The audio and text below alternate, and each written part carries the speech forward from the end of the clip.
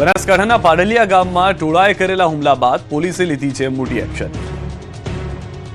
બનાસકાંઠાના દાંતા તાલુકાના પાડલિયામાં પોલીસ અને વન વિભાગના કર્મચારીઓ પર હુમલાના પ્રકરણમાં તપાસનો ધમધમાટ શરૂ થયો છે।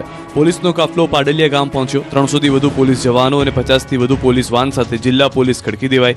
તેમજ વજ્ર સહિત વાહનો હથિયારો સાથે અધિકારીઓ પહોંચ્યા અને એફએસએલ સાથે ઘટનાનું પંચનામું કરવાની કાર્યવાહી શરૂ કરાઈ। સાથે અંબાજીમાં પણ મોટી સંખ્યામાં પોલીસ કાફલો ખડકી દેવાયો।